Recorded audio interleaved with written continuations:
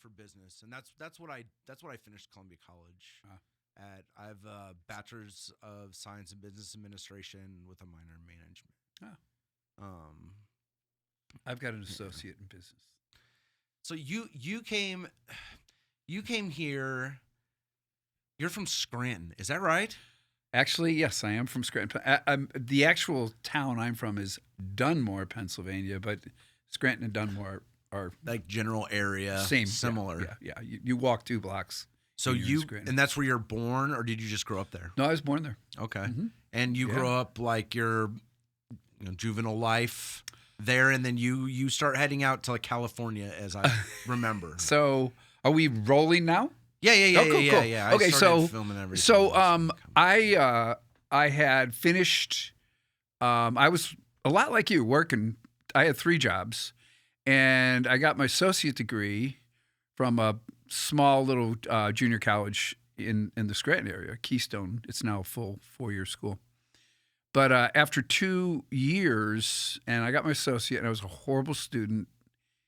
And when my mom and dad were like, okay, you got to finish up. And I just said, look, I don't want to waste anybody's money. I don't want to waste anybody's time. I'm not into this. Right. I really prefer to figure some stuff out. And but I told my mom and dad, I said, I'll work, Right. So worked for, a year and a half. And I realized I had to get out of there. Yeah. So that was the thing.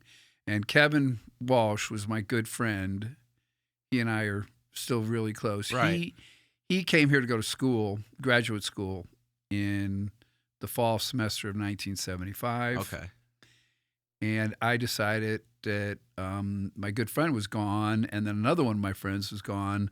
So I just said, I'm just going to pack up and go to California. So I had saved what I thought was a lot of money. Yeah. Packed up my 1962 Chevy 2 that I bought from a nun for $50. Awesome. My father-in-law had a Chevy 2 that he sold recently. Best. I bought mine from a nun. That's awesome. Anyway, so I drove, got here, and there was a couple friends of mine that were going to Colorado, and I was going to continue on. But I got here, and Kevin and I were really close, and we were attached mostly about music, and we liked to party too. But music was a thing that we had, always traded stuff and things like that. Right. So anyway, Kevin, so I hung out in Kevin's apartment, and then I decided I was going to hang around for a while, and I never left. Yeah. Never left. Got stuck on Columbia. It was rough for the first year. Yeah. I didn't like it. I thought that, just the whole environment was somewhat intimidating for me, being on close to a campus that big, and so that was a little intimidating for me. But I did meet my people, right? And they're still to this day some of my best friends. Absolutely, and that's one of the beauties of living in Columbia. Absolutely, you find your tribe, and dude, you're good. So true. I think that a lot of people. It's interesting being somebody who's from Columbia, and you kind of like, you grow up in Columbia, and you're going to probably go to college here. All of your friends will probably go to college here. And then likely, then you have to make the choice. Like you're either going to like have a reason to be here, or you're going to be like, I've done everything I can do in Columbia, so, and I've totally been there. So, it's one of those things like you do though, if you're fortunate enough to like venture out and meet the people, you meet the people that you are connected with for the rest of your life. Yeah. People that will change your life, people that will affect your life very positive way. You're actually, you're 21 years old, your eyes are wide open. Yes. And you think you're the smartest guy in the room. Yeah. So, hey, here we go. Yeah. And that's a learning process. But, and I had those same experiences here. But I met a lot of people that kind of would steer me in the right direction, And like I said, they really still are some of my closest friends. Yeah. It's great to have those people in your life. And it's great to know, like, it's one of the reasons why I'm doing the podcast, because I don't live in Columbia anymore. I will always have roots and a deep connection to this town, though. And I think that there's a lot of great stories here that kind of happen, and people know about certain individuals and like the business owners and artists and like the people who pass through. But I don't think that there's enough like detail, like there's a lot of really great people, and the byproduct of that is great stories also that are worth being told. It's so true. And I've been in the middle of a few really great ones. I've met a lot of what I would consider great people. Yeah.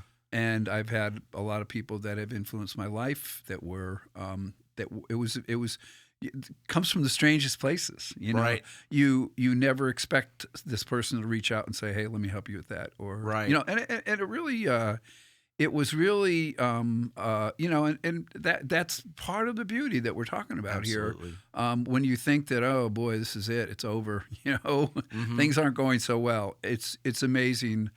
I always like to say somebody will stick their hand out and pull you out of a hole and point you in the right direction. Many times over the course of my, trying to advance things and make things better. And, you feel like sometimes you get stuck in a rut, or like things get a little bit like you're not as busy, or life events happen, things get more expensive, and you just try to figure out along the way, like how you're going to manage these things. A lot of the time, these things happen without your, you don't have control over a lot of stuff. You're doing, and you've done enough stupid stuff. Like Yes. I've done enough stupid stuff where I go, Yeah. No, I mean, absolutely. If I don't somehow figure out a way to fuck it up, life will throw me a bone in that department anytime. So it's that easy, but if you feel a certain way about something, and again, like I think in Columbia, you talk about like the music business. That's something I'm really curious about. When you came here and you and Kevin like had that connection, was that really the driving force into like, we should do an endeavor that involves music, or did like the opportunity kind of like come to you guys in a certain way? How did that all evolve? It did come to us, but up until the point that, Phil and I started the Blue Note, we were, we spent, and I always joke, like I've spoken to some classes on campus, in some entrepreneurial classes, some business students, people that are trying to learn their way in life. Yeah. And I would just say, I would ask them, hey, how much time have you ever spent in a record store? Knowing the answer I'm going to get is 0. Right. But that's where we lived. That's where Kevin ran a record store, but myself and Phil, who I started the Blue Note with, we would spend hours, like every day of the week, in the record store. And when there was a new record on sale or something coming up, and it got to the point where, everybody that worked in the record store, they'd either call us, or when we walk in the door, they'd drag us right to this. You got to listen to this. You got to hear this. So that, the way we got our information, but that was what fed us, and we really didn't care about anything else. I didn't have any other, the thoughts of me being a doctor or a lawyer or any of that kind of stuff. That wasn't going to happen. And I was living life like anybody in their early 20s would live in a college town. Yeah. And I loved every minute of it. Yeah. No, I mean, and Columbia fosters that like portion of your life very, very well.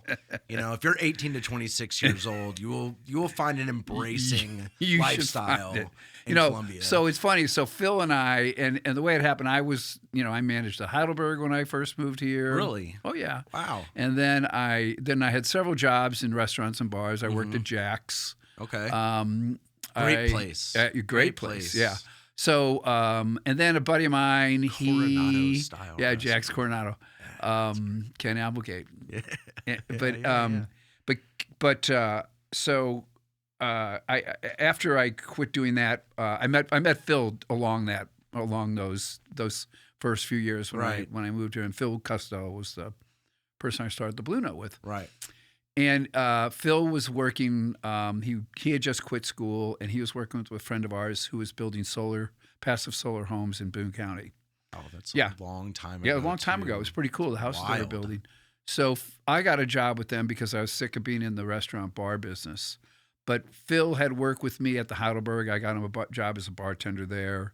And then he got a job at the Brief Encounter, which was before the Blue Note. Yeah. And he was working at the Brief Encounter, and they were doing live music there. What was the location? That's where the original where Blue Note. original Blue Note was. Yeah, where Club Vogue is. Where now? Club Vogue is. Yep. Okay. Mm-hmm. Cool.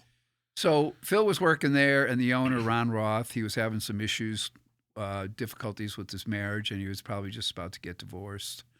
So he had to get rid of it, is the whole story. Yeah. So we walked right in, and his mom owned the building, and she pretty much owned everything. And her name was Gladys Roth. And we sat down with Gladys, and we told her we could pay her X amount of dollars a month for rent. And she said, okay, we got a deal. So was it still divided up the same way it is now, where it was like the space where Thirsty Turtle operated, and then that space, and then there was other stuff? Or it was just the main big room, and then there was the back room where the bathrooms are. There was a pool room back there. Okay. But it was just that one big room with the balcony. Okay.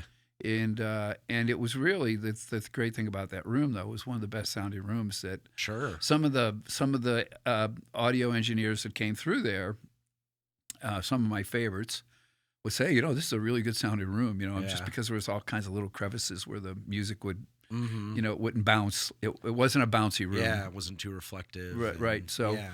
But so he went out of business in the summer or the spring of 1980, and Phil and I started up August 1st of 1980. We got our own liquor license, and we decided that this is what we're going to do. So it didn't work out anyway the way I thought it would.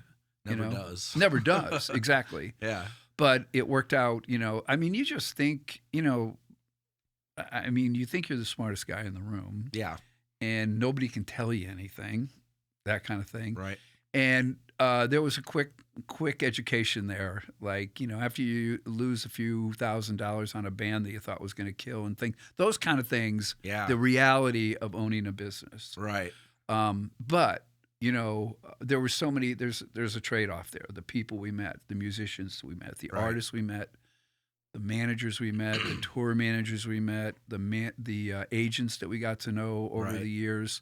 It was so valuable to us. And I think that one of the things about those first few years, it was not profitable at all. In fact, Phil left in 80. I think he left January of 86 because he was offered a job with IRS Records at the time. Yeah. So was he doing, like management? Was that his? He was going to be. He went up there as promotions guy. Yeah. Okay. And then he got into A&R. That's right. And that's kind of what he does right now in LA. But so we weren't making a lot of money, but we were having fun, and it was a roller coaster ride. And then Phil was like, I could tell Phil wanted to, he wanted to get out and make some money because we weren't making money. Yeah. So it was up to me. Am I going to stick around and keep this thing going? Right.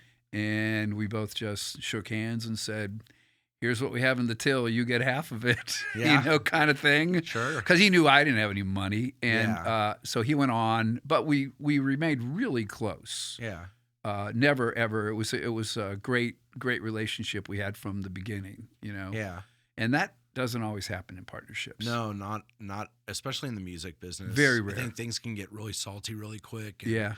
But anyway, so that's how it got going, and then we had people like Kevin who worked there, and a lot of people from Streetside worked there. Yeah. And the thing was, these people, I'm pretty sure for the first couple of years, we didn't pay anybody. It was people that loved what we were doing, wanted to help, wanted to make sure we survived and kept it open. So, I mean, the bartenders at the end of the night would split up the tips with the doormen and the waitresses and all that kind of stuff. So we didn't have a real payroll. It's just indicative of like a good culture, though. Yeah. When everybody's in on it and supports, like, the furtherance, and that there's something better to be had. And when everybody, it's hard to keep staff happy, and and stuff like that. You know, when everybody gets in, it's good. Yeah, I mean, that's exciting for anybody. You know, I mean, being in the music business, you know, so there's a lot of people that were genuinely interested in what we're doing. So we didn't have to twist anybody's arm to come and work for us. Right. Most of them were in school. You know, I mean, these high-rise apartments that students are in now and the facilities they have, that wasn't a thing back then. No, I mean, I was born in 82, and I remember South Columbia, like past Green Meadows. It was Cowfields, Rockbridge High School, and some stuff on iPhone. Yeah. Nothing else. And some stuff. Yeah. Like the old Walmart and McDonald's. Yeah. So back then, it was a different, you know, and we embraced it. We loved it. You know, there was only a handful of restaurants. There was only a handful of bars you could go to, that kind of thing that we thought were, you know. But it was a great place for us to start a business and develop it. And you know, a lot of people entered our lives that we never thought, like, you know, I talk about Bill Wax, who was the general manager of KOPN back in the day, or the kids that were running KCOU at the time. They became our best friends. Right. Because, first of all, we couldn't afford to buy advertising. We didn't have any money. Yeah. And so, you know, Bill Wax and KOPN came to us and said, hey, we'll promote these blues shows if you'll just let us have the venue and you keep the bar, blah, blah, blah, that kind of stuff, you know. And the same kind of work with KCOU.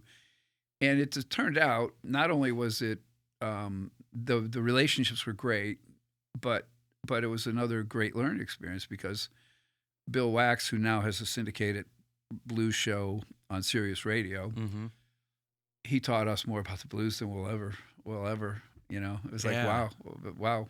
Oh, you know, get to meet a guy like Albert Collins or John Lee Hooker or Coco Taylor.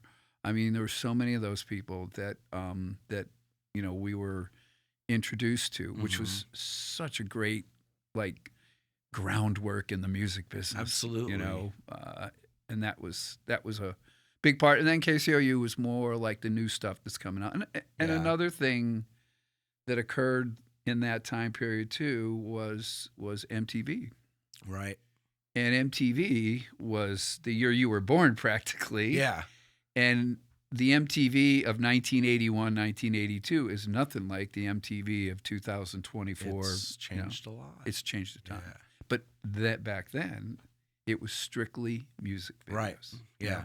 So it was another kind of promotional tool for us because we had sort of built a reputation with agents and managers. So if there was a cool kind of college band, you know, Columbia, Missouri was on that list. You know, there's 20,000 students a few blocks away. So so all those kind of things, the resources that we had that weren't very costly for us, were, you know, tremendously influential on how things went for us. Yeah, that's awesome. Yeah.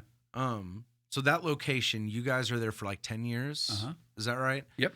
And then and it's interesting, like, you know, I talk about, like, just when you have to do something at a certain time and, like, these are the options you're presented, you know, and then like, how do you know, it's like again, like the guy's mom letting you rent, you know, the space to make it work. Yeah. You know what I'm saying? Yeah. When I got into this space, my first couple of years of rent were more lax because John wanted to help me kind of get things going, understood that I was literally like moving all of my shit out of my house into a different place and just rebooting what I was doing every day already in a different location. Yeah. And that it may take me a second to kind of, he understood the vision though, and was able to like work with me to make that work the first couple of years. Cause I don't think I'd be able to pay what I pay for rent now 10 years ago. I think that would have pushed me away from being able to do it, you know? Well, you know, you had to establish yourself. You had to establish your reputation. Yeah. And who the hell knows you? Right? I mean, exactly. Well, you know, John probably didn't know you that well at all. The reason that I knew John, we were talking about Travis earlier. I worked at Blue, and John was involved with the hotel, and he was also an investor in the restaurant. Yeah. So he was in there often. Yeah. And because I was doing things like bartending his daughter's graduation Right. party, all these little things. I just developed a rapport with him, and he knew that I was into like music production because I was doing all of that stuff at nighttime when I wasn't at Blue. I would be the day manager. I'd get into the bar at like 10 a.m. I'd be done by 4 p.m. and by 7 p.m. I was doing studio stuff until 2 a.m. So he noticed that. Yeah. And you know, I understand that completely. Yeah. Oh, this guy shows up to work on time. Oh, this guy works his ass off. Right. Yeah. This guy does all these things, and then wait, he's going to go do his studio stuff after he's off work. Yeah. So it wasn't that's something pretty that I ambitious. expected. It just kind of the situation landed in the right place at the right time, and it was doable that way. Sure. And I don't think if there was like a doable option, I don't know how it would have. I mean, I would have stayed in the house, and my wife would have gotten really annoyed. You know, because the studio got really busy in the house. I mean, I was booked out for like 2 weeks, and I was, you know, again, I was like working a day job and doing all this other stuff, and I needed a place to like leave and go work. It was really important, and it changed my everything. Yeah, You know, and that's cool that John recognized that. Yeah. You know, and I think that, you know, we've seen the development of the whole North yes District. You know, it's to me, it's like, okay, because I was worried. I thought, oh, you know, he made some of these places really nice. Yeah, And I'm thinking to myself, like, who's going to be able to afford to pay that rent when he sinks all that money into it? right. But to me, it seems like, because then I know Lisa Bartlett is a good friend of mine. Yeah. And, you know, a Love lot of Lisa. folks that have businesses downtown or in the North Arts District. And I was like, wow, okay, so John's making it happen. Yeah. And that to me is that's The committee darn of cool. people that like really make sure that, you know, like we've got like the street banners, you know, just like enough visibility, and like the farmers market, all of those little things. Like I have a very like niche business, and it's nice to be in a location, first off, that I can like afford, that is downtown. I think that's amazing. If I was like one block up on Walnut, it would be like a whole different story. It's just more traffic, and that's, you know, this works really, really well for me. But also just being in the arts district has always been like a welcoming thing. Like Lisa has always been super nice to me. Dave over at the coffee shop. Yeah. I try to keep in touch with him as much as possible. There are people, you know, Dogmaster is closing right before 10 years. Like they'd be renewing for another year. We opened our doors on the same day. Really? I knew Van before Dogmaster because him and my wife and his wife worked together.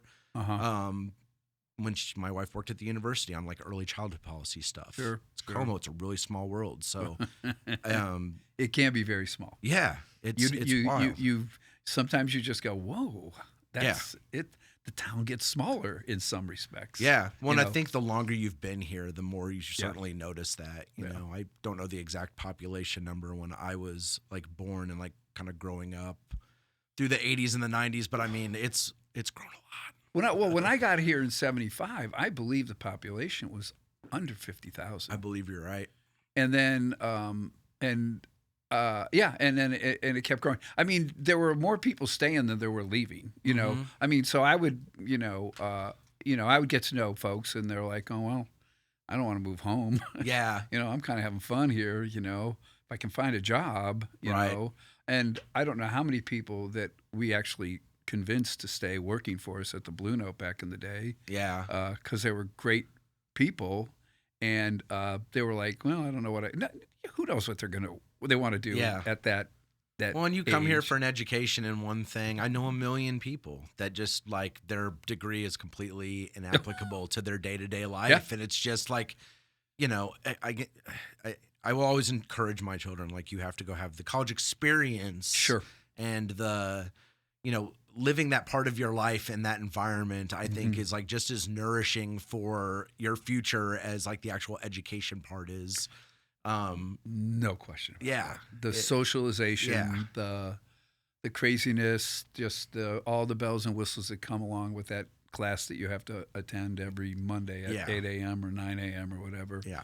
Yeah, I agree, and that's the way I've encouraged both my boys. They both graduated from Mizzou, and great experiences. And, one completely is out of town and doesn't really plan on coming back. Loves Yeah. Columbia, but trying to get out there. But yeah, it's people say to me, my son in Boulder, he says, "Dad, you ought to move out here." He goes, "There's more people like you out here than in Columbia," and I go, "Yeah, but my tribe is here. I'm here with my people. If my people were all out in Boulder, I'd do it, but this is where I'm happy. I'm comfortable with all My these best friend landed in Fort Collins, and I have to go to him. He does not come back, and he tells me the same thing all the time. And every time I go out there, we have a great time. But you've got it's like one of those things. If you you get drawn here, I've moved away from Columbia twice. I don't live here now, but I'm here. Yeah. And it's there's something like really like nice about just the people, the atmosphere. And again, just like I'm grateful for my experiences growing up in Columbia.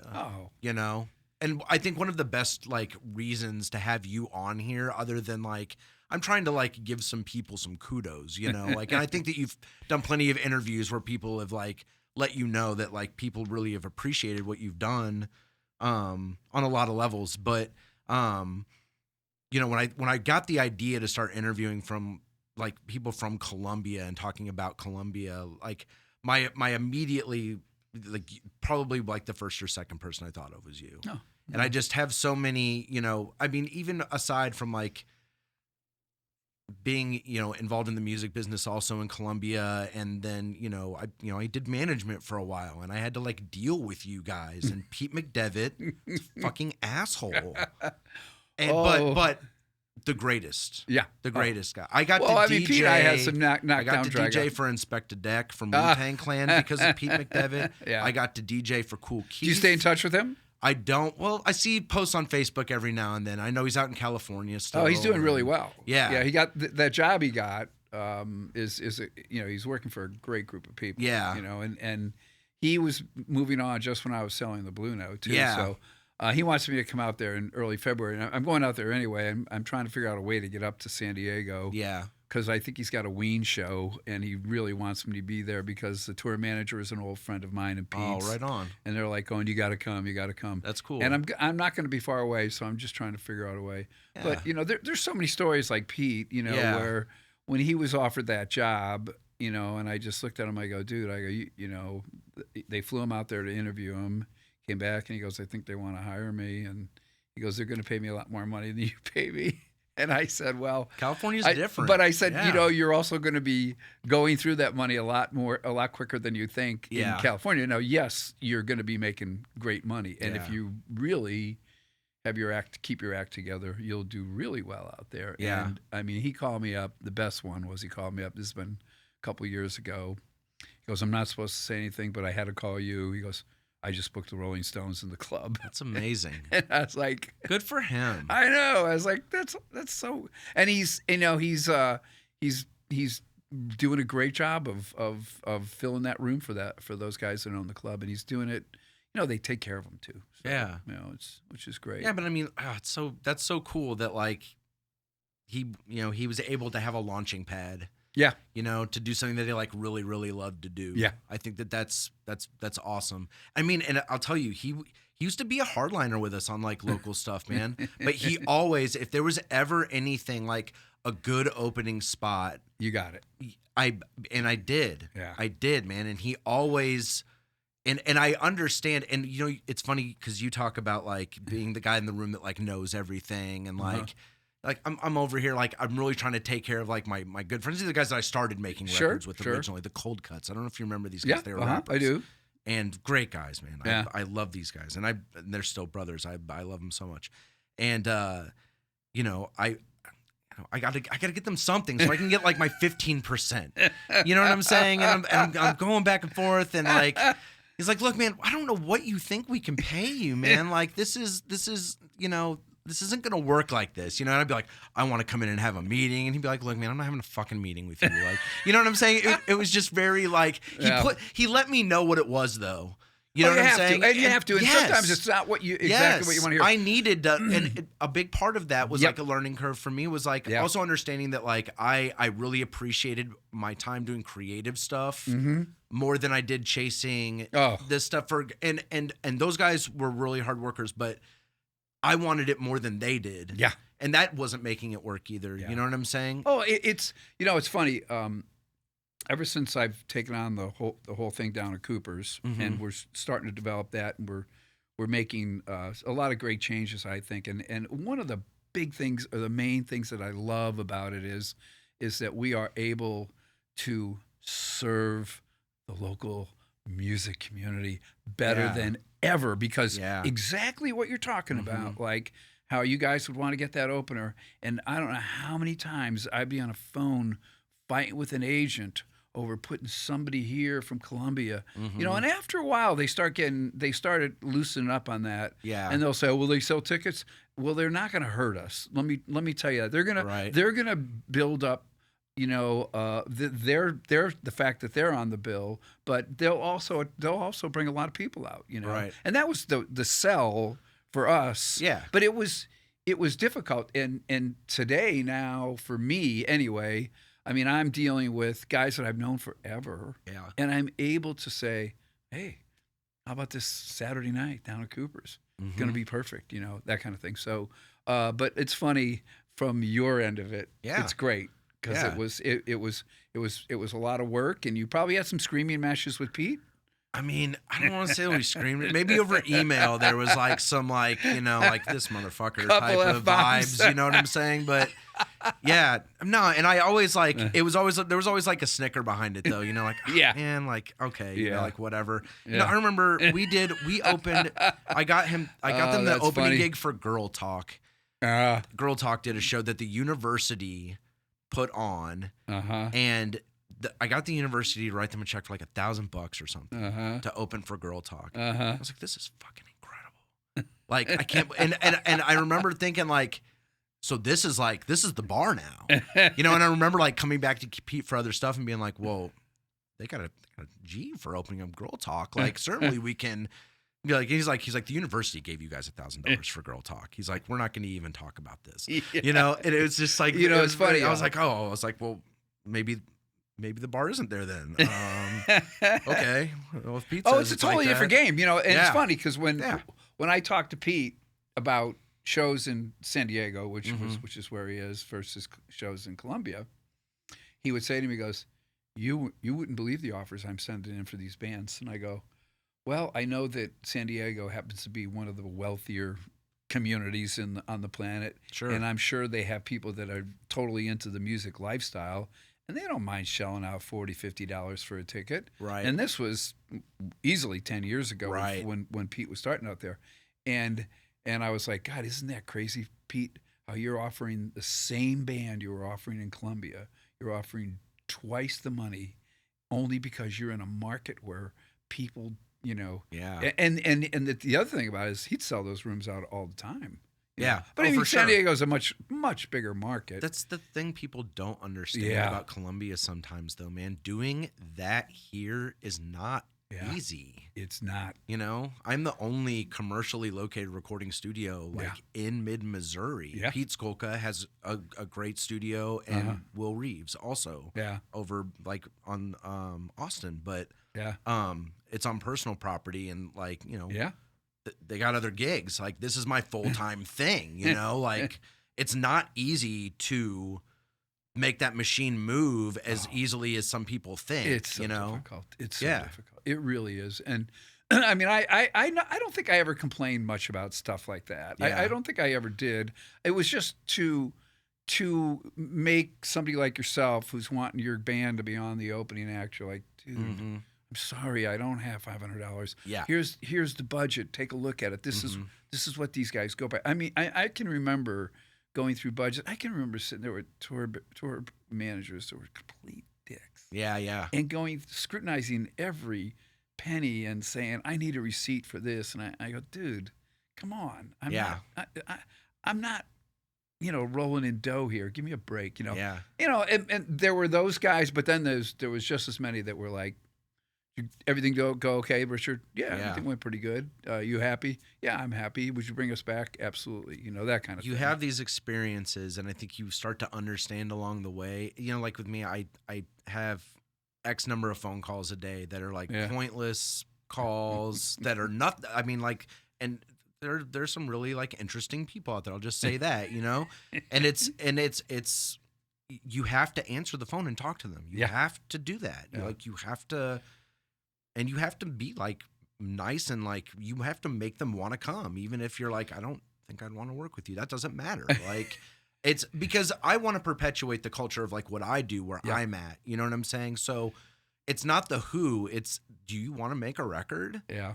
Like that's all I care about. It's funny. The same was kind of on the live music end of it. I can remember. I mean, this is a true story about. I never liked the Grateful Dead. Yeah. And I know a gazillion people that love the Grateful Dead. Sure. And there was a band, and you may remember them. They're from St. Louis, called Jake's Leg. Yes. They're a Grateful Dead cover band. You may not. But no, I do. But anyway, they were hugely popular in St. Louis, and they played 20 North every Tuesday night, and you couldn't get in the door, kind of thing, that kind of thing. And the guy who kind of managed the band, or he was in the band, he would call me, and I would never return his phone call. And why? Because I didn't have any interest in a Grateful Dead cover band coming to the Blue Note. I was whatever, attitude, big time. Yeah. So I'm at a bar in downtown Columbia one night, and this guy, big tall guy, comes up and corners me in the bar, and he goes, "Hey, you're Richard King, aren't you?" And I go, "Yeah, I am." And he goes, "Well, I'm Randy." And I'm like looking up, I go, "Yeah, Randy from Jake's Leg." And I go, "Oh, Randy, how you do?" And he goes, "Dude, I drove all the way up here from St. Louis. Would you please give me a gig at the Blue Note?" That's amazing. I swear to God, that really happened. And I looked at him and I go, "Yeah, I'll give you a gig." I mean, the guy drove all the way from St. Louis to find me. And so he has me cornered in the bar, and I agreed to it. They sent the big guy from the band, right? And the muscle. And he calls me the next day, and I said, "I promise you, I will return your phone call if I'm not there." Mm-hmm. Calls me the next day, and we pick a day in December during finals, and a Tuesday night, and he said, "Let me just do a door deal." He goes, "That's all I ask. Charge $5, and you have a PA, we'll show up, blah, blah, blah." So they show up, and the phone was ringing off the hook the whole day. And, we didn't have advance tickets. Yeah. And I'm like, okay. And then my staff, we did the sound check, and my staff showed up. I said, "Okay, you guys, I'm going to go home and grab some dinner and take a shower. I'll be back." Because I was doing sound at the time. I'll start the band around 9 o'clock, so I'll see you guys in a couple hours. Well, I went home, and I would always call to check and see if everything was okay. Yeah. Well, I kept calling, and the line was busy. And it was busy. And I just said, "Screw this," and I jumped in the car, and I drove down. There was a line all the way around the block. Is that the first time that you had seen a line like that there? First time like that, Yeah.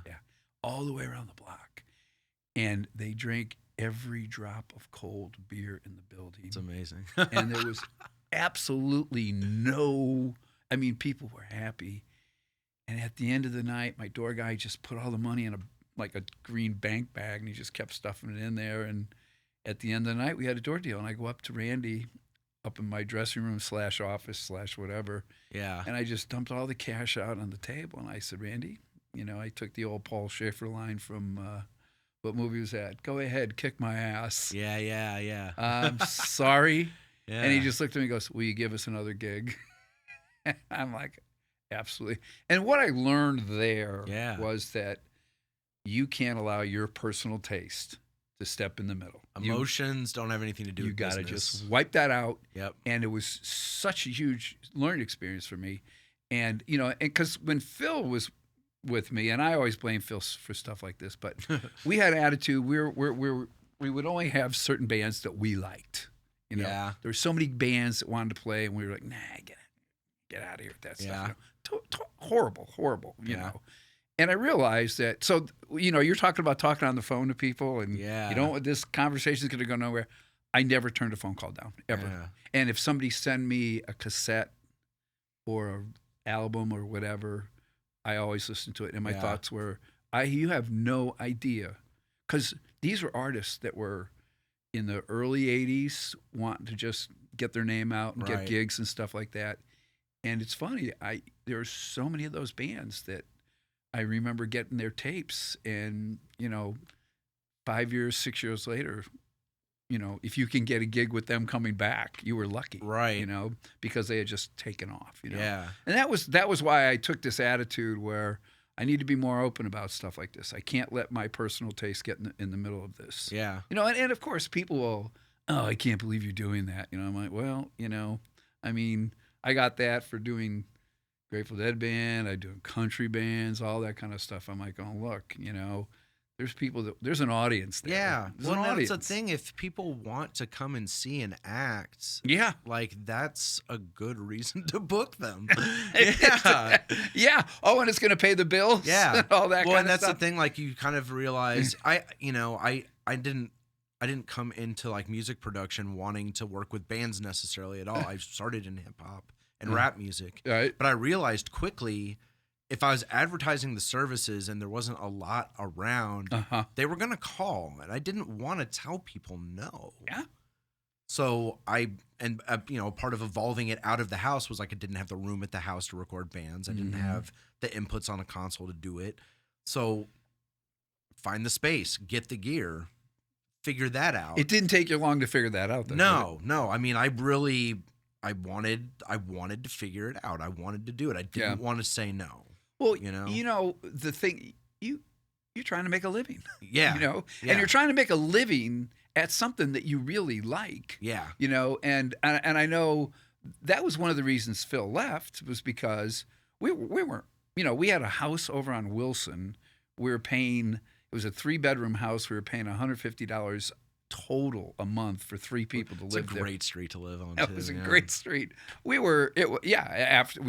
have after bars at our house, all that kind of stuff. We were living the lifestyle. But Phil was like, okay, I gotta move on. I just got offered a job making $30,000 in Chicago, in 1980, whatever. Yeah. But that's the sacrifice you make. You go and you figure it out. And I know Pete, same way. So many people that worked for me at the Blue Note and in the music industry here in Columbia that went on to, there was a gal that worked for MSA that was booking the Ryman. Wow. Yeah. Yeah. Wow. Yeah. I mean, she reached out. It's been a while since I've talked to her. I don't know if she's still there, but it's like, Jesus, that's a pretty heavy gig. Yeah, for sure. It's like, dang, you get to meet everybody. But, it's part of the craziness. Yeah. Yeah, for sure. You mentioned that guy coming to the bar. I read a story, and I wanted to ask you about this. Did you and Phil drive to St. Louis to get money off a guy? Yeah. Did you, shake him down? Yeah. What happened? He shook us down.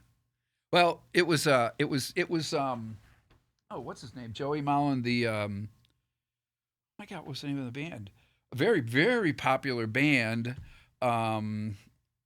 If you want it, here it is, come and get it. Oh, yeah. Those guys. And excuse my voice there. But anyway, so they had this tour manager that showed up, and the way you do things, you sign the contract, you send it back, and then a week before the gig, the agent will call you up and say, hey, we need a deposit. Right. Everybody needs a deposit. Yes. So I said, okay, I'll send you a deposit a week before the gig. And sure enough, I sent it. I probably sent it a day or two late, but I sent it. Mm-hmm. And I never went to the bank to get the receipt for the wire transfer. Now, that was before email. So right. So, but I had, the gal that I work with doing wire transfers always like, you're all set, Richard, good to go, Right. So anyway, the tour manager shows up and he says, hey, it was a Friday. And all the banks were closed when he said, hey, I didn't get the deposit. And Phil comes up and he goes, did you send him a deposit? I go, yeah, I sent him a deposit. I go, exactly what they asked for. And it was, it was a lot of money to Phil and I who weren't making a lot of money, Yeah. And the guy, he had his entire left arm was in a giant cast. And he was kind of a dick. And he's like, well, my band's not going on stage until I get paid fully. And I look at Phil, I go, Phil, I sent the deposit. Yeah. And he looks at me, he goes, I want cash, and I want it all before my band even walks out of that dressing room. So you have no choice. You have 450 people down in the room waiting for the band. You have to pony up the other half canceling of the show, refunding it, and losing a fuckload. So, right. Yeah. So yeah, and we just that wasn't even a thought. Right. Let's give the guy his money, and we're gonna figure this out. Yeah. So we pay the guy the money, and the show was okay. Sang his hit song twice, which is back in those days was a no. You don't do that. Yeah. But Badfinger, that's who it was. Badfinger, the band. Couldn't put my finger. And at the end of the night, Phil, who was the heavy he was big, pretty good sized guy, healthy guy, and he went up to the tour manager who had the busted arm, and he just went off F-bombs. I'm coming into St. Louis, and I'm going to come in, and I'm going to collect my money, and you better be fucking, that kind of thing, So we knew the club owner, the guy who booked the club, was Pat Hagen. It was Mississippi Nights. Yes. And we had always had a relationship. It would be they'd play in Kansas City, they play in Columbia, and then they play at Mississippi Nights. Right. Yeah. And I called up Pat and I said, hey, look, this guy, you need to be careful. This guy's going to try and extort money out of you. Just make sure you have your wire transfer receipt there because he's going to try and hustle you. And sure enough, he tried to, and Pat had his receipt and he gave it to him. And we said, well, Pat, we're going to come in. Is that okay? And we're going to collect the money the guy owes us. Yeah. And Pat goes, absolutely. Yeah. Come on in. I'm on your side on this one. Yeah. So Phil and I drive in, and we're talking about how we're going to throw him in the river, blah, blah, blah. We're very young and then we get into St. Louis, and they let us put us on the guest list, and we walk in the club, and he's standing there at the back of the room, and he sees us, and he turned to the door guy. He said, if you don't remove those two from this club right now, my band's not going on stage. And Pat Hagen, who was managing the club and booked, he came up and he said, Richard, you guys got it. And I said, Pat, absolutely. We'll get out of your hair. And he comes out and he goes, when they go on, come back in and we'll be good. You know? So we went down to a corner bar, had a beer, went back up, and they let us in. And he's standing there back at the same spot he was in, and we just walk up on each side of him. And we go, hey, Eddie, we need to have a conversation with you.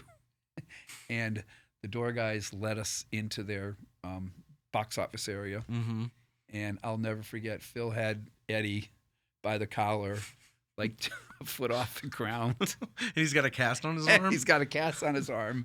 And Eddie, of course, was freaked out. And okay, I'll pay you. And he gets down on the, we let him down, and he pulled out a giant wad of cash. And he peeled off everything, and we made him pay for our gas and all that kind of stuff. And we hung around Mississippi Nights with everybody and said, hey, guys, thanks a lot for all the help and stuff like that. We drove back. And then 6 months later, I read in Rolling Stone where he had been busted for what he was doing in different clubs around the country, and he ended up going to prison for like 2 or 3 years for extorting. Yeah, basically extortion. Yeah, for sure. But I mean, it was so funny the way that all went down. I mean, Phil, like I said, he didn't want to mess with them. You know? And anyway, that's what happened. No, the deposit's like a binding part of the contract. Hell you can't. And then if he's withholding services on the spot, like that becomes actually that's a stressful situation for you guys. It really obviously. is. Actually, they don't care as much about the contract as they do the deposit. Yeah, most managers for sure. Get us our money. Yeah. We're fine. Whatever contract, get us our money. Yeah, well, they got to have the deposits to finance the tour. That's exactly right. And the manager's got to get his little cut of it, and the agent's got to get his little cut. Exactly. So we understood how that all worked, and we had never ever, and that was one of the things that we really, really thought was important. We never let a band walk out the door. We never stiffed a band. We never, there'd be bad nights, and we're like, sorry, there's nobody here. We would feel guilty about that, but I mean, Jesus, you can only do so much. Yeah. But we never ever. That was just something, Yeah. It's not worth it to have somebody walk out the door like here. You don't want anybody walking out the door absolutely. and say, man, that guy was a jerk. He ripped me off. He didn't do the job he was supposed to do, that kind of thing. So, that's kind of the way we always look at it. No, I mean, and all the years of like Mojo's, Rose, Blue Note, even after your ownership was over and like still like occasionally like do events or like work events, like Sean Allmeyer, all of these guys. Sure. I've known these guys for so long. It's always like black and white, ship shape, like whatever was agreed upon is what happens. Do you promote hip hop shows? I don't really. When I started doing the studio stuff, I was more into that when I was doing management and stuff. Sure. And I did a lot of booking and like Indie Ground and Steady P and DJ Moff and all of those guys. Well, were you dealing with Steady P when he was coming to? You probably were back when. Yeah. Absolutely. Yeah. I started working with him on music in 2008, but I mean, I knew him like well before that. Sure. Mm-hmm. And we actually worked at Wing Zone together. If you remember that little place. I do. It was never went there, but yeah. My kids love Wings, so it didn't last long, but there was an interesting number of musicians that ended up working at that little wing restaurant. It's really weird, actually. But so, how your experience as a promoter? Yeah, the big shows that I did, the cold cut stuff was like the big booking stuff that I used to do. And then like Steady, I did a lot of road management for him. Mm-hmm. So he did a tour back in like 2011 with this guy named Prof, who's become like a really big act. He signed to Rhyme Sayers in Minneapolis, and they do really well like independently and stuff. But we did a tour that started up in Minnesota, like in Prof's neck of the woods, and we did his markets like Sioux Falls and Iowa, and we got into like Nebraska and Omaha and all of that stuff. It went all the way down and finished at South by Southwest in Texas. So we worked all the way kind of down like that little corridor. Sure. And that was a lot of fun. I liked doing that stuff a lot. I was always doing that stuff in conjunction with running the studio. Yeah. So I was always sacrificing, it seemed like. I was making way more money in the studio than I was road managing anybody or booking anybody, anything. It's just, it's the way it was. It was trying to like help people get it going, you know, and hoping that like there's a greater, if there's fruit to be had, you know what I'm saying? But like passion is going to drive the motor, you know, and you just got to be there for it. So all of those experiences made me better at this though. Yeah. Absolutely. How was your South by Southwest experience? Have you been to South by Southwest? By the time that we got to South by Southwest, I was sick as a dog on antibiotics, and I'm with Steady and Moff, and I mean, and Prof, like these guys party really fucking hard. You know, I would like wake up with a funnel in my mouth and Jameson's getting poured in my esophagus. You know, like I didn't even have an opportunity to try to be healthy. You got to be young to be doing that stuff. I could not be doing that right now. Yeah. So I remember we were all done with like performances and stuff and promo. Like the last day we were there, I was so sick. And me and Moff waited in line to go see LL Cool J, some DJ, it's gonna come to me.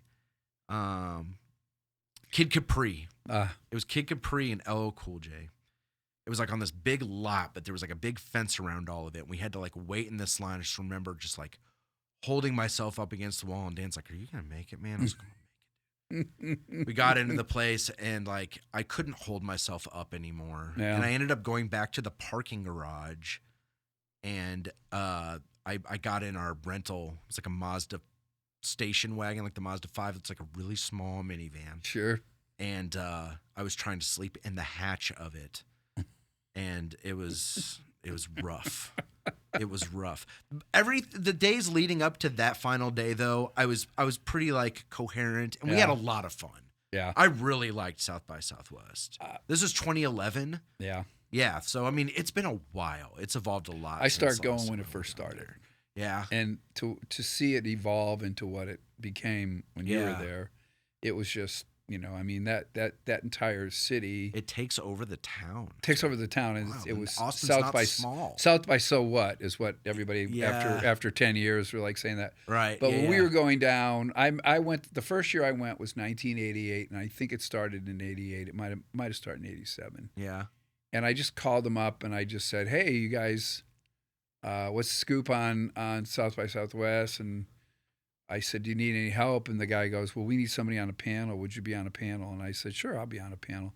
It was a panel where you had to listen to music, Oh. and it was all like metalheads, and they all had their, and I'm not a metal person. I Right. never was, never ever. And they were throwing on these cassettes, and I'm like, "Oh my God!" And I would go, "Okay, guys, I'm in a college town. I run a club."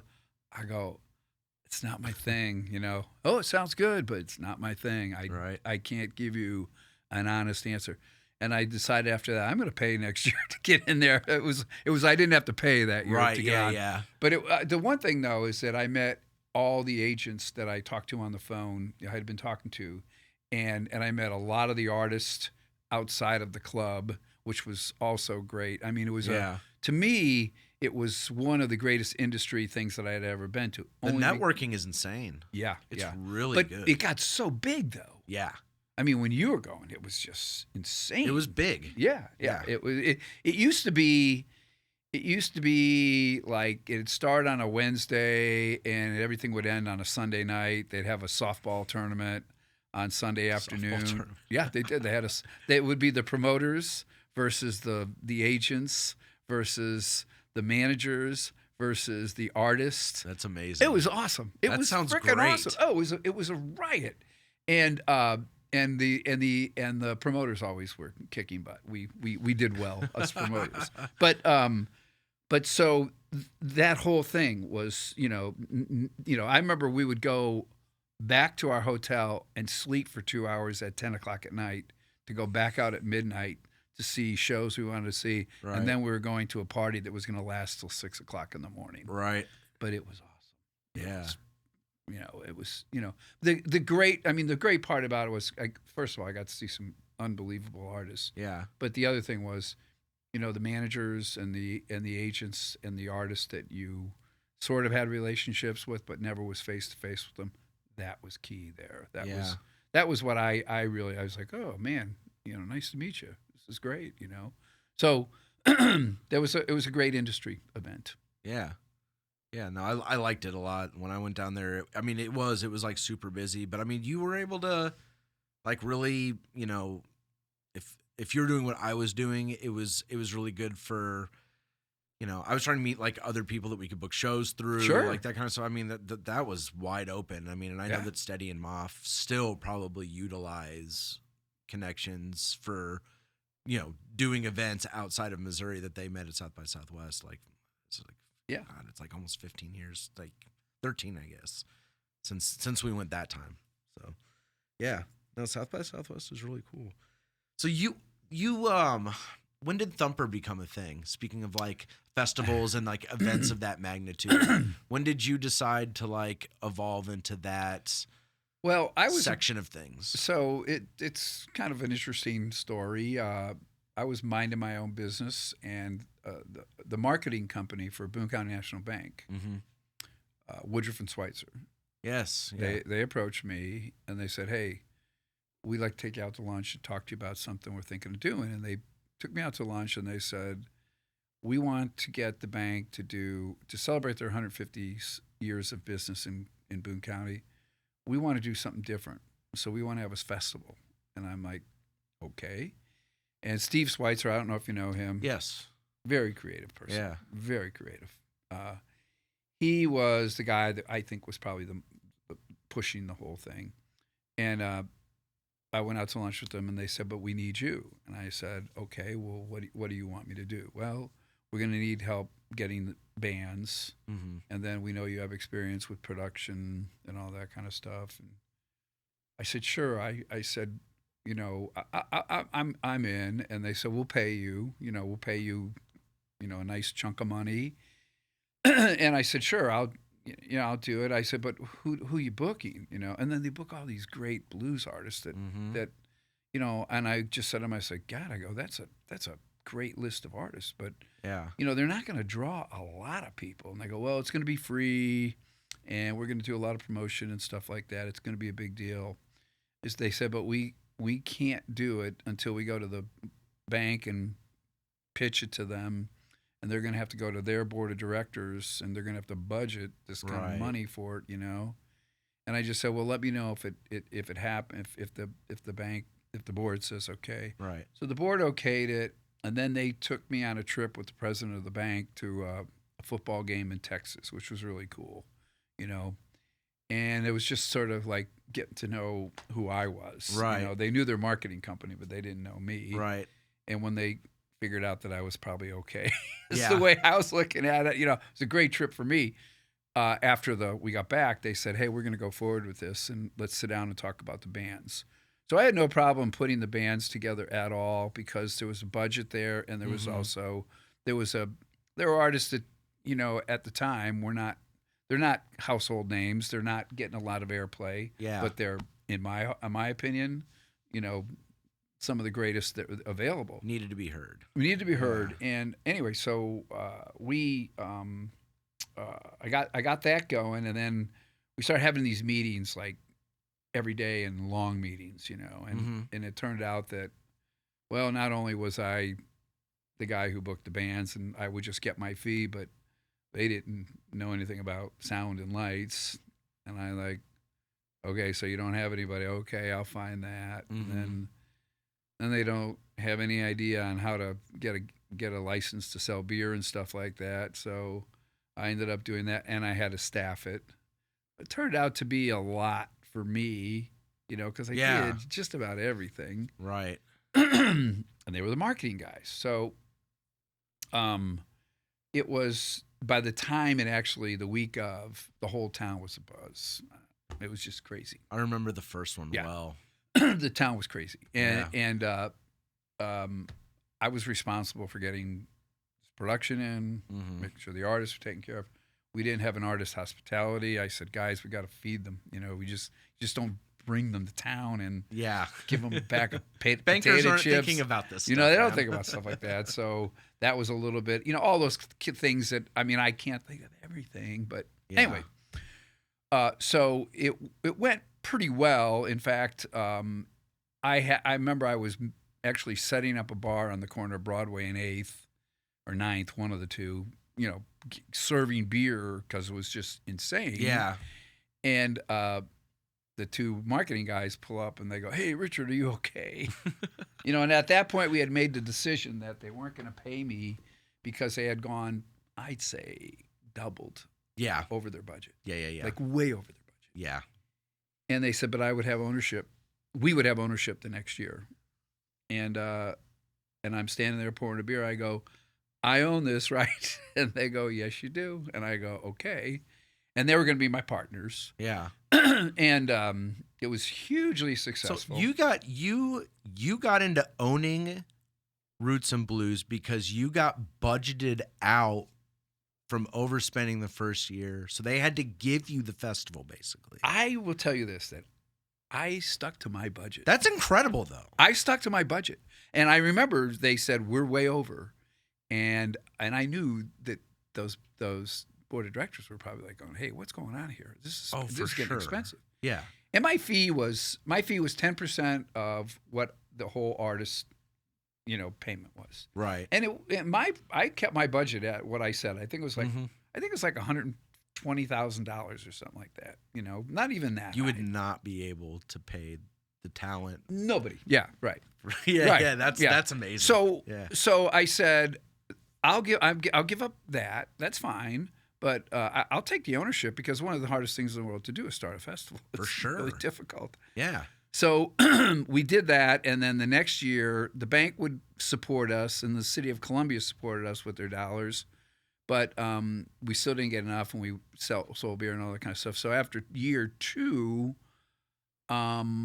there was a few things that went on that I thought were not right, and it ended up being just me and Steve Schweitzer as partners, and that's when we came up with the name Thumper. Right. Okay. And we the third year we did it, and I think it was the third year we decided we had to charge tickets, and of course everybody's going to yell and scream about that, and we're like, you understand what's going on here, folks? I remember being aware even at that time that like building something like that's annual was going to like not be something that could just be free given to the city every year. So we did. We were building. We had built in some sponsors, and at that point though we had a reputation. I mean, I remember one agent calling me after the first year, and he's like, "What the hell did you do to my artist?" And I'm like, "What do you mean? What did I do to your artist?" He goes, "He's still in Colombia. He loves it there." And I'm like, going, "Oh, really?" He goes, "Yeah." He goes, and he, who was it? A mandolin player. I can't remember his name. But anyway, he was like, he played on like with 4 different bands that weekend. He just kept hanging out at the stages, and they bring him up on stage. And so that kind of thing was in through the industry. And festivals weren't really at that time a big, especially the type that we were doing. You know? So we had a great reputation. And the only thing that changed was the budget kept going up. Yeah. And I would say to everybody, I go, look, if we're gonna build this thing, if we're gonna grow it, we have to pay these artists what we're paying them. But I do think that the return is going to be, we'll sell a lot of tickets, we'll sell a lot of beer, we'll make a lot of people happy, and it really was. That's how it worked. Yeah. And then it got just. I mean, that ballooned from like a $250,000 budget to like over almost $2 million. Yeah. With everything. Yeah. I mean, I'm bringing in stages that you couldn't find them anywhere in the Midwest. Yeah. Or they're hard to find. And you're bringing in full sound and lights. Well, when you're doing like 3 of them too. Yeah. I mean, by the Stevens Lake Park days. Yeah. Well, I mean, it was always kind of like a 3-stage show or festival rather. Yeah. But I mean, those modular setups and even like the Summerfest setups sometimes were just pretty heavy. Stuff was epic. Yeah. So, it's funny like that, like the move to Stevens Lake Park was another thing, where I said, because a lot of businesses downtown complained about the festival. Yeah. And some of them which seems wild to me, but yeah. Thank you. Yeah. Thank you. Yeah. Thank you for that unsolicited comment. I just didn't. Yeah. But so some people would say, "Oh, it's hurting my business," and I would sneak into these places, and they'd be packed. There was waits to get in and stuff like that. But I didn't say anything. But there were people that I knew that I liked that were good people, and they would come up to me and say, "Hey, this did this and that," and I go, "Okay," and there were people like that, and there were people that were just flat out rude, and then there were people that like people at Tellers and Boucher's are like, this is awesome. Yeah. Keep doing it. Shakespeare's. Yeah. Keep doing it. We love it, So, but at that point I was like, I don't want to offend any more people here. I'm sick of apologizing for something like this. Right. So I went to the city. Well, like things like blocking off the streets costs X God. amount of dollars. Well, you're just, it's just hard to produce something like that by getting 24 hours. An urban landscape. Right. Yeah. So, I went to the city and I said, can I move this to the park? And the director of parks at the time, Mike, what was Mike's last name? He and I are still, but he said, we'd love to have you. And I said, well, let's go over and walk the place. And we walked it. And at that time, people were saying, you're crazy. Don't move it from downtown.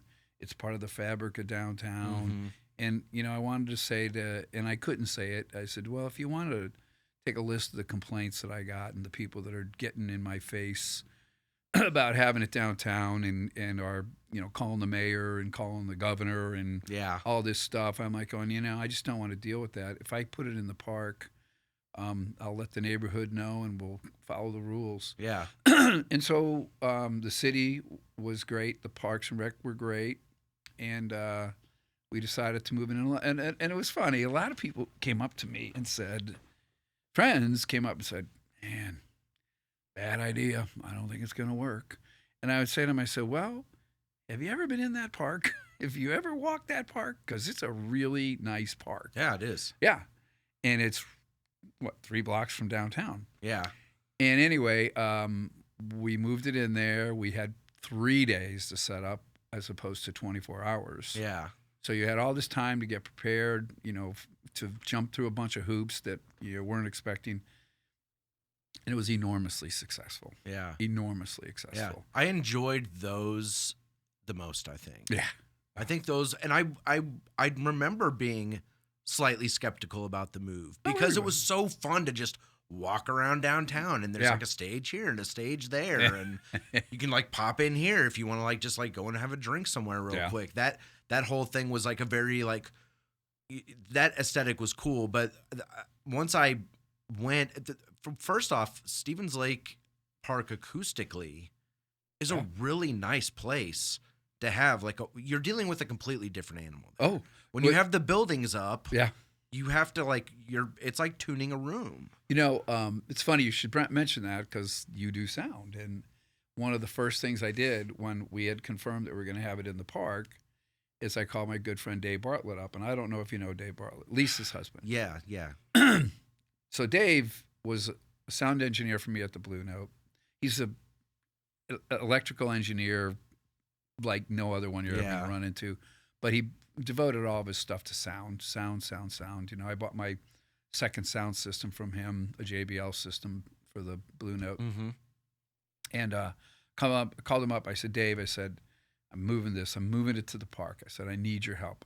You need to come over here and help me because I don't want, the stages to be crossing. I want to make sure that we're doing this right. Right.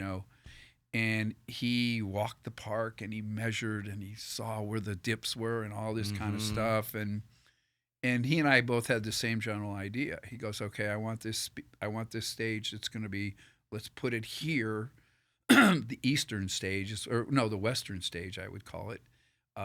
This kind of smaller stage, which everybody thought. He said, let's just point that a little bit to the northwest. And he goes, then we'll go over here to the other stage, which will be on the east side of the park. Mm-hmm. And we're going to point that a little to the northeast. And then he said, you have enough earth to prevent anything from bleeding into that side. Crossing over, affecting the performances. And it was a big deal to me because I didn't want that to happen. And it was awesome. See, these are the little details, though. I think a lot of people who like want to get into doing festivals specifically, that's become a very like trendy thing for promoters to want to try to like jump into. Yeah. The intricacies of like even something like location. Yeah. Like you can go in there and just be like, we're just going to spend money and make money. It's not that easy. Oh. You have to think about the details. Passion again drives the motor. Like if you're a person who really, really cares about it, you're gonna think about. We went to a festival at Martha's Vineyard, and you didn't have to twist my arm to go to this festival. Right. Yeah. First of all, Patti Smith was playing. It was my one and only time my first time to ever see her live, and it was on Martha's Vineyard. Vineyard Haven, I think, was the section of the island. Mm-hmm. And the tickets were expensive, and we had to get a house there, and there was a bunch of us that went. And they had a decent shuttle system to get you to the venue and stuff like that. It rained the entire weekend, though, which was fine. Yeah. But they had the 2 stages side by side. But they did a horrible job of mixing and I was like, I just looked at, my friends, I go, it's a good thing we're on Martha's Vineyard. I'll find something else to do. But this is really annoying. Yeah. That they have these bands that just it doesn't sound right, Yeah. Thank God Patti Smith was right on the money. But it was just, it was a lot of bands that I'm not real crazy about. Right. And it was just like, and I thought to myself, because by day 3, all of us just said, we're just going to go to the beach. Yeah. It's the thing when you're used to like cultivating that experience, you go somewhere like that, you expect it to be like at a certain like expectation standard, all of that stuff. And you go out there and it's like, wow, you people are paying this for this? Like, man. That was the thing. I was like, dang. If we did this at our business, we'd be ripping people off. So it's like, yeah. Exactly. So it was not that good. Yeah. And they asked for feedback, and no pun intended there. I reached out and I just said, hey, look, I think you could have done a much better job with your sound system. Mm-hmm. You had a nice rig. There was no question. You had a nice rig. But whoever it was that was operating, because that happened to me one year at Roots and Blues where, I went with a production company that I said to him, I said, I need your A team. I need this to be, and he didn't produce his A team. Yeah. And it created a big problem for me. And, I never worked them again, but it was just like, when I said, I want your A team and I'm going to pay you X amount of dollars, I really need for your. Yeah. And that will turn people off. Sure. Simple as that. It'll turn people off. And this particular festival, it had a wide age group. We were obviously the older group in there. But it was funny because we bought our tickets because the year before it was Wilco and all these bands that we all loved. And then the next year was more like a pop kind of, which I don't mind that either. But yeah, is a little it skewed a little younger, right, kind of thing. So. Yeah. But anyway, it was, sound. Yeah. You do it every day. Yeah. No, I mean, if you go to a venue to see a show, like obviously, like I'm very sensitive to that as well. But I think that people know when you go in and like the room, the setup, and the people that are taking care of all of that stuff are enhancing that experience for you. It's evident as soon as anybody starts playing music. Sometimes when you just walk into a venue and the house music is playing. Yeah. I can't tell you how many times like waiting in line at a Blue Note show, and you're getting around the corner. Yeah. And you can hear it like, and it's just starting to get a little bit louder. And then you finally get through the front doors. You can feel some of the low end that you've been like hearing outside the place. That it contributes to the anticipation of the event. Oh yeah. I mean, I always thought it was, a lot of bands I would, I had no say in what was played before the show. But if it was anything where I go, hey, let's just. I always say we don't want to blow everybody out of the room before the band even comes on stage. Right. Was my thing, I'm fine with it. And then there's good volumes, as you know, and then there's really not good volumes. Sure. And, I would say, wow, this is really loud, but it's a good loud. The guy knows what he's doing. It's a good loud. And then there's the loud where you're like, dude, it's too loud. It's distorting, it's hurt my ears, all that kind of stuff, I always loved certain engineers that I had at the old Blue Note that I'm sure were doing arenas after, when the whole process was going. It's like, damn, how did you do that? How did you make that sound so good? Yeah. And there were a couple guys on the road I would say, hey, would you mind showing me your tricks? Right. And they, of course, had all kinds of effects going on and things like that, but I never got too heavy into sound. Yeah. Well, you had to do it for yourself for a little bit, and I'm sure after a while you were like, this is a hat I don't really want to wear. I got to mix Albert Collins with like a 12-piece band or a 10-piece band, which was one of the greatest experiences. You had 3 horn players, 2 guitar players, a bass player, drummer, keyboard player, and it took a little time to get levels, But I mean, that came with the experience of the room and people coming up to me and saying, sound guys, saying, all you want to do is hear it. You don't want to blast it out of the, that was their way of you want to make sure the vocals are just above. And I don't even know if that's how people do it these days, but. I think that everybody's got their own techniques. Yeah. I've definitely seen and heard there's a lot of ways to make it right. Yeah. Well, there's so much technology today. Jesus. Yeah. Yeah, for sure. Oh my God. It's amazing what's available. Yeah. It's amazing. I'm sure like you being in the live business, like the evolution of like wireless technologies and just like all of that stuff. I've seen like, there's venues that have like Dante installed now, where they're just like, they're running like 64 channels down, like one digital line. And, Yeah. I mean, back in the day, if you wanted to run 64 lines, you had to run 64 64 analog lines. lines, Yes. and patch them or do whatever. And like, that's a lot Run of those- wire. And like, Yeah. you figure out how, you're going to run that so that obviously it's not hazardous. Yeah, I never got to the, I was running chords and doing all that kind of stuff. And, but that's how you learn. Yeah. That was one thing about it, like I said, some sound guys would come into town and I'd be like, hey, I'm trying to get this kind of thing happening. And they'd be so helpful and say, well, you need to get this little reverb unit. This will solve a lot of your problems, Richard, and things like that, Yeah. But yeah, the technology today, it just blows my mind. Sound guys. Does Dylan McCord still do stuff with you down at Cooper's? Dylan McCord is about to take over as running Cooper's Landing for me. Really? Yeah. Like running the whole thing? Yeah. I really love that guy. I love him too. He's been, and we've talked about working on some records together. I really hope that happens one day. But he came to work for, Dylan worked for me at the Blue Note. You knew that. Yes, and for sure. And I said this today to somebody. I haven't told a lot of people that Dylan's going to be pretty much running the show down there. And it's going to be starting out as an interim thing. And we're not sure. I mean, because he's going to do sound too. Mm-hmm. And I don't know how much of the business end of it, but he wants to learn everything, and I want him to learn everything. Yeah. But that's a guy that worked for me forever at the Blue Note, and I was telling another friend today that Dylan's going to take over, and he was so happy to hear that. That's great. And I'm happy to hear that. And I just said, Dylan is a guy that I feel comfortable saying would jump off a 10-story building for me. Absolutely. That's the kind of person he is. Absolutely. And I think I'd probably jump off a 9-story building for him. He was never, some guys are like very persnickety about like being bothered at all. Yeah. And he was always cool with me looking over his shoulder. Yeah. Like trying to figure out stuff. I would ask him questions after shows. Like, how are you taming this? Because I was always curious, like front of the house live stuff, live sound engineering.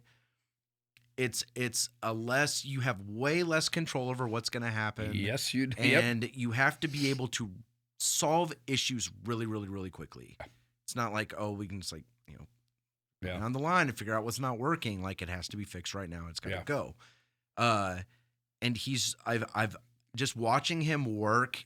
I know exactly how he feels when he's working front of house, when he's like in the zone. Yeah. I know the exact feeling, and it's really, I always just appreciated watching somebody else here who was having the same experience, like pushing faders around and tweaking stuff that I do. Yeah. But in a way more, I think that doing live sounds a way more like, it can be a more stressful environment. There's a lot more on the line.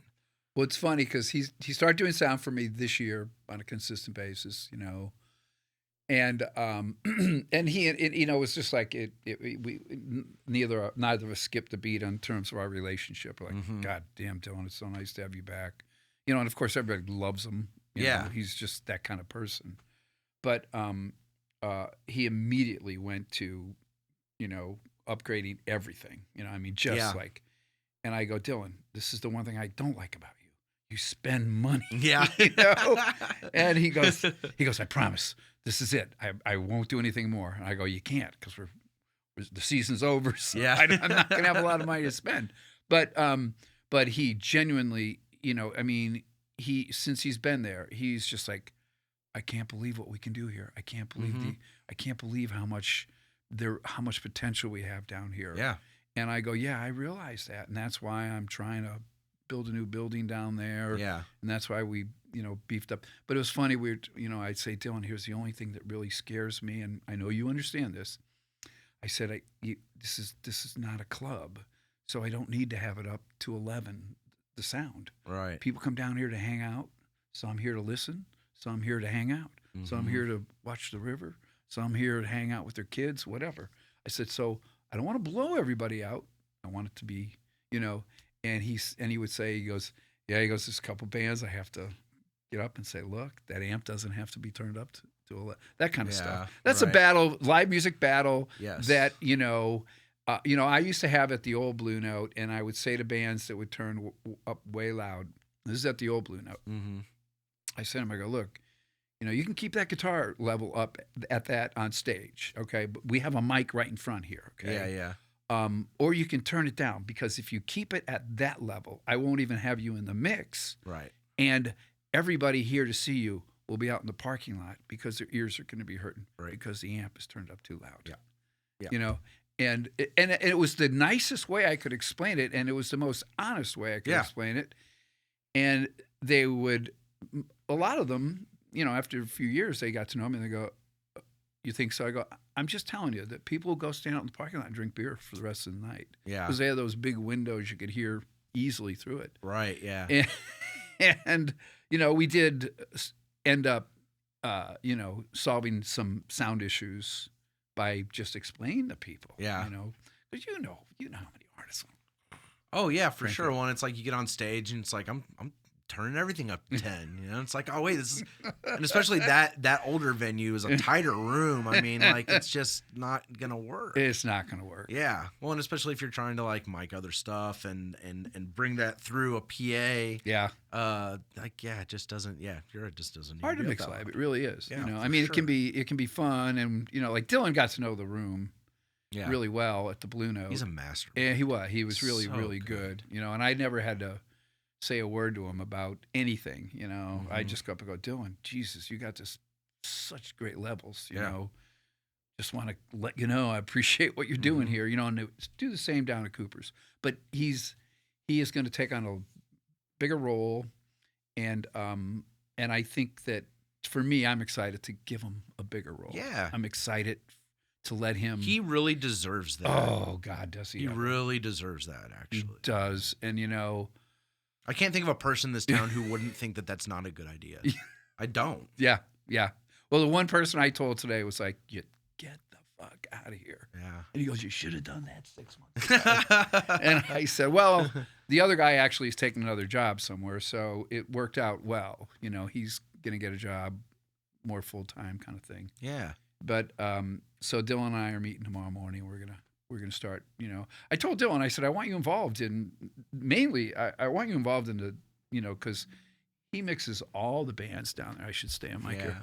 He mixes most of the bands down there, and I want him because he sees a lot more bands than I do. I mean, I'll book them, but I'm not there every night or every evening or whatever. Right. But he is, and I said it's really important to me that you be part of what we're doing here, part of the band bookings. Yeah. And he's totally, he's ready. He's really excited to be part of that. And good. I said, eventually, Dylan, you're going to be doing all this if this works out. Yeah. But that's my vision.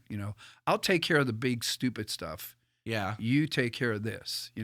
Something that he's passionate about and he loves. Mm-hmm. I don't think we're going to see any issues with it. There won't be a problem with that. No. He's going to do great. Yeah. That's wonderful. Yeah. With Cooper's, it's so funny, man. I remember my 21st birthday, okay?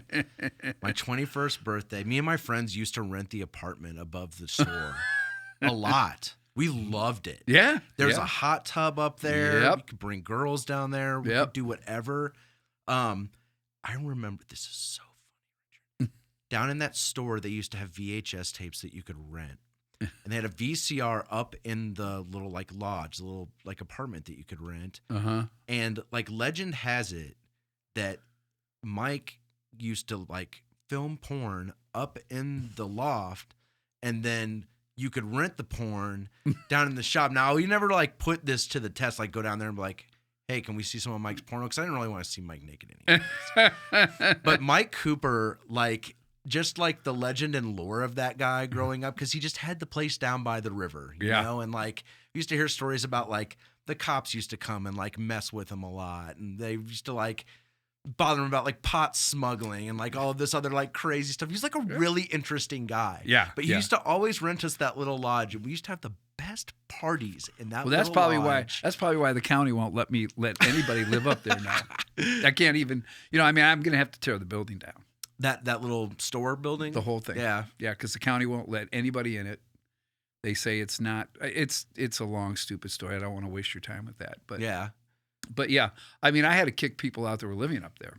That's wild. Because the county just said no, we're not going to let you do that. So, but yeah, I mean, there's so many things that went on down there that sort of I'm like, wow, this guy must have really pissed a lot of people off because he's a really interesting guy. And when I heard that you had bought it, I was like, first off, it was really interesting to hear that you were like getting back into doing something else. And, you know, because everyone's like, oh yeah, Richard's retired, like all of this stuff.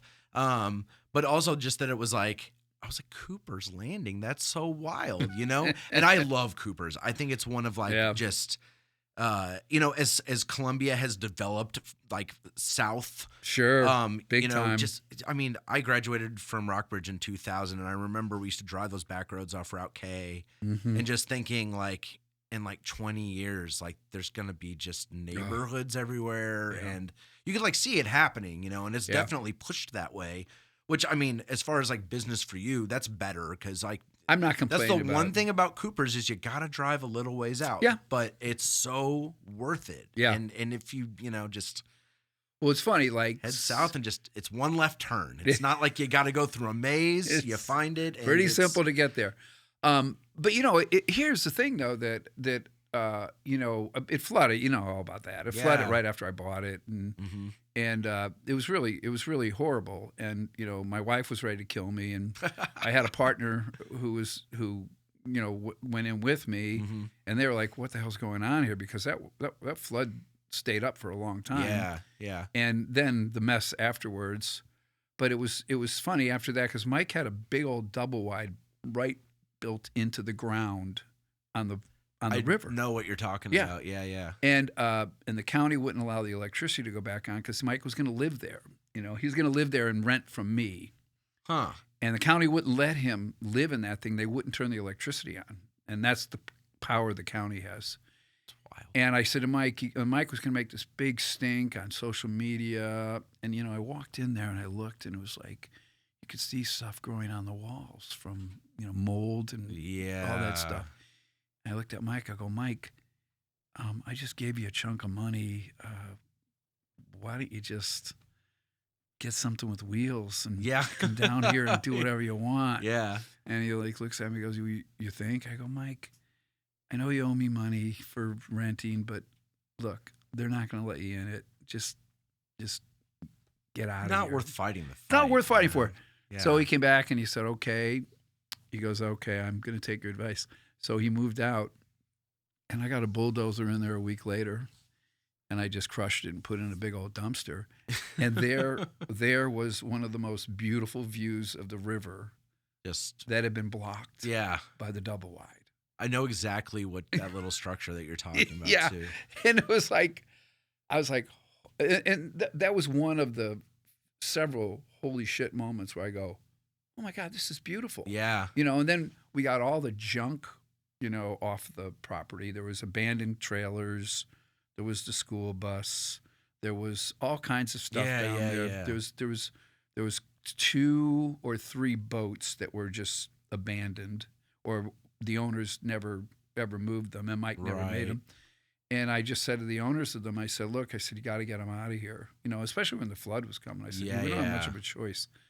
So when we removed all that and the floodwaters went down, we had sort of a clean slate. Yeah. Where you're like, this is not a bad piece of property. And that certainly isn't, that view of the river does not suck. It's pretty cool. No, it's awesome. So that was, to me, you know, I thought, well, I think I can make this work. I think if I just do a few things here and there, we can make it work. So, but yeah, I think there was all kinds of really weird stuff going on. Oh yeah. No, I mean, for sure. If, you know, based on your experiences and everything that I basically heard my whole life, I'm sure that there was some wild stuff going on. Yeah. For a long time. So, you know, I mean, it's evolved is what I tell people. And, you know, I've got, you know, drawings and stuff, architectural stuff submitted to the county. and we're going to have a building down there where you can come down and sit inside and drink a beer, listen to music. Indoor venue? What's that? Indoor venue?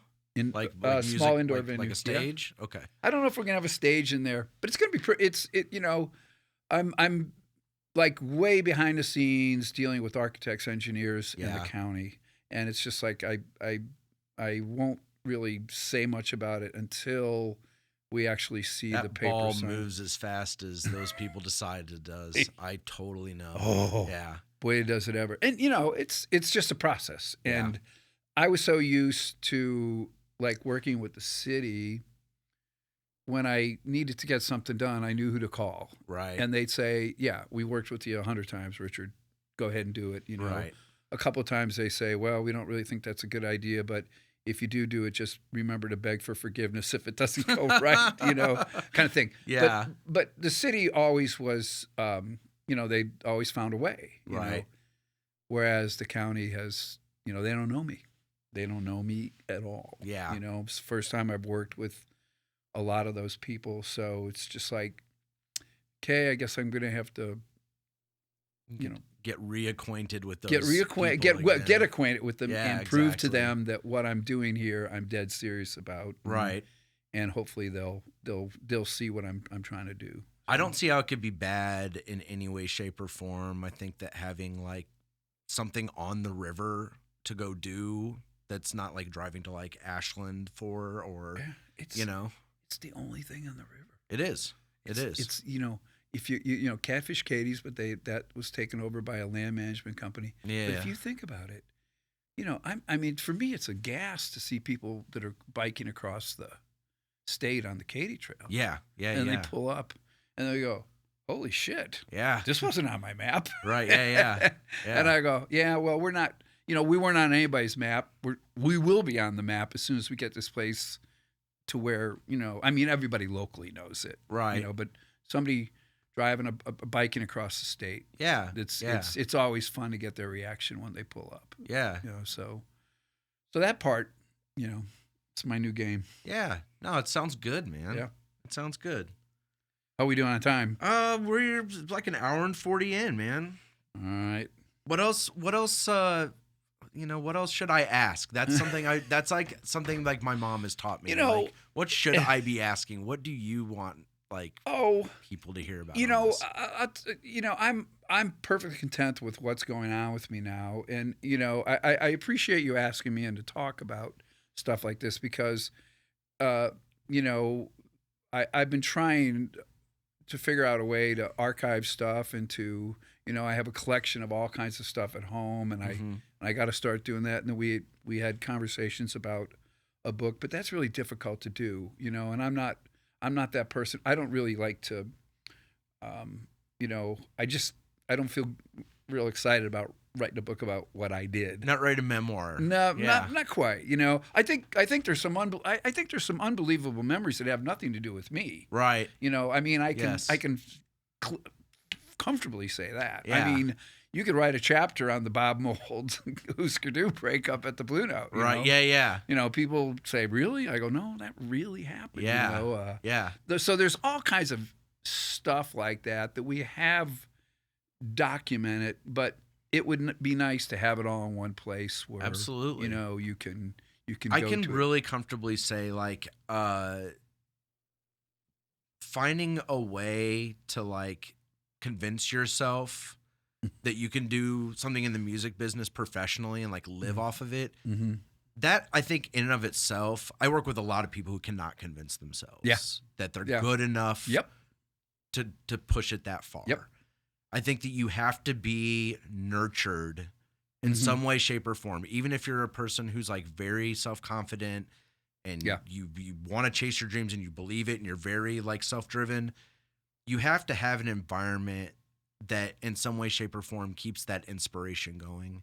I don't think if I grew up, I was trying to remember the first Blue Note concert that I went to. And I remember like Two Skinny Jays when I was in like junior high school. I feel like there were others before that, but I've been to so many concerts. It's such an important part of my development. And, you know, I'm the son of a music teacher. I've had music in my life Sure. always, from, you know, just watching my dad teach music lessons, piano lessons, voice lessons. Did your dad in our house? Did he teach in the public schools? Yes. Yeah. At Russell Boulevard Elementary I for a didn't- long time. My son didn't. We didn't go to Russell, but I remember the music teachers in. What was the junior?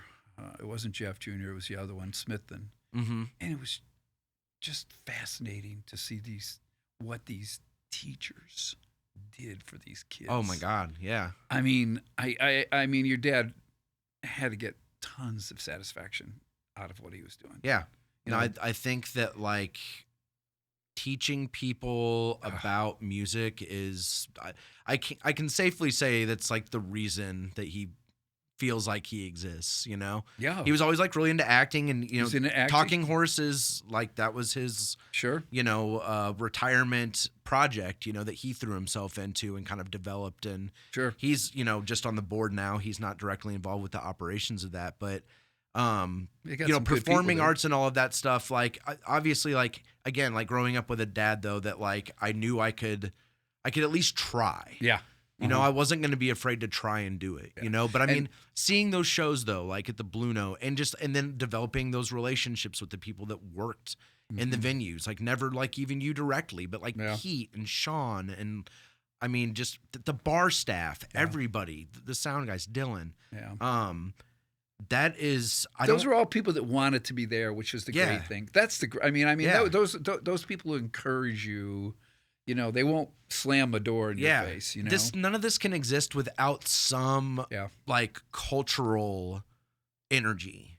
You know what I'm saying? I can't run the studio without people believing that they can come here and put something together that they're going to love. It's just like you can't run the Blue Note without people knowing that they're going to come to a show there and love it. Yeah. You know, and it's one of those businesses where it's like it's not like black and white. You have to deal in that gray area a lot, and it's not easy. You have to be like mentally acclimated to just understanding you have to do it. Yes. No, it does. It takes a certain level of like wanting to go off the cliff. Yeah. Like, please don't save me. Yeah. You know, I have to go and do this. I got to figure this out. And, you know, if, again, like, I think that if you come up in an environment where you have factors that embrace that part of you, it helps you find yourself. So I thank you.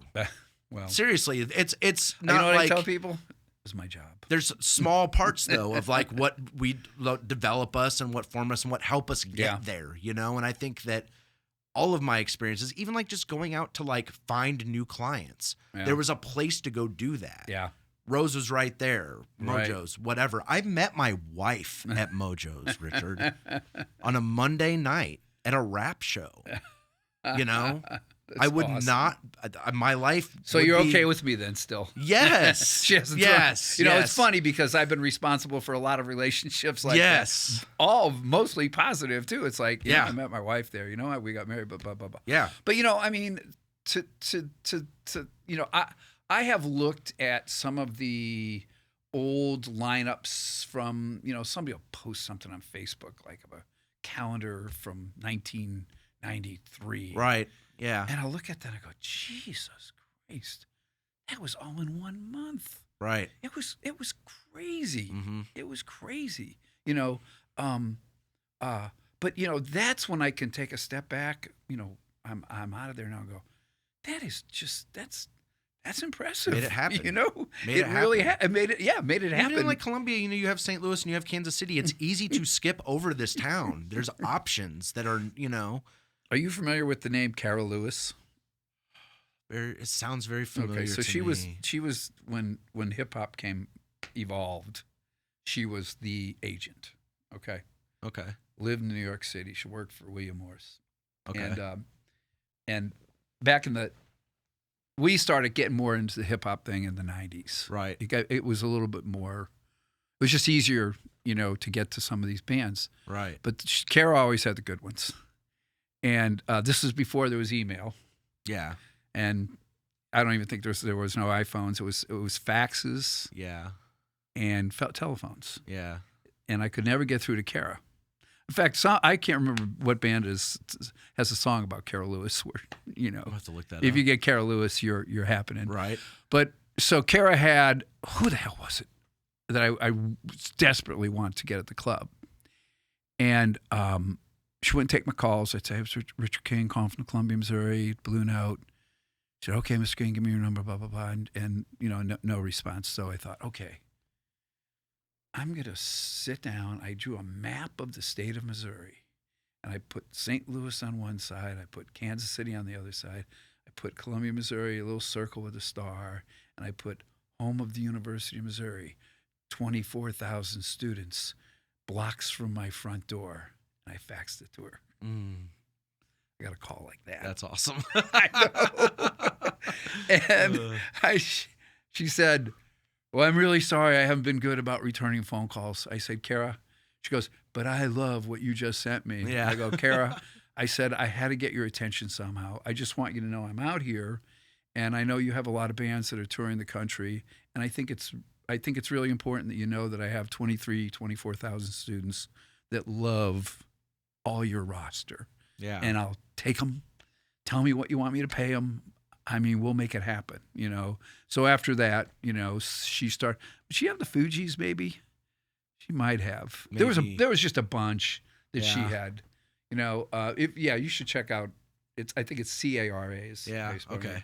But so that was that was kind of how we did stuff back in those days. Yeah. When you didn't have you didn't have email and stuff like that. Yeah. I mean, like. But yeah, that to me was like, those are the things that I thought were important to Columbia. Those are the things that I thought people in Columbia should be able to see these things, Yeah.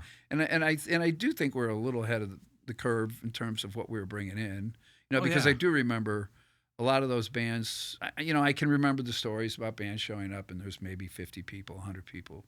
you Yeah. know. And then 2 years later, there's 1,000 people wanting to get Yep. in, or they're playing out on the stage on 9th Street or something. Yeah. But that was just part of my job. Yeah. It's my Yeah. job. Well, you did a good job. Well, thanks. You did a good job. You're still doing a good job. Yeah. So. It's going to be fun. I'm going to have to go here in a little bit. No, but we're it's good, going to yeah. be, I'll be announced. We'll let the world know about Dylan here real soon. He and I are Yeah. going to meet tomorrow. This probably won't air before that. Whatever. So, yeah. How is this going to be? Where's this going to go? I've got YouTube. I've got cool. all the socials are already set up. So at this point, I'm producing content, and then I'm hoping like next month I'll start rolling out episodes. Awesome. You're the third one I've filmed. Awesome. So Awesome. yeah. Well, I think it's great you're doing it. I thank you for inviting me in here. Thank you. Great to hang and talk with you. Yeah, absolutely. We should do it again sometime, like not with microphones. Maybe like over lunch or something like that. That'd be great. All That'd right. be great. Well, it was great to talk to you. Thank you, Richard.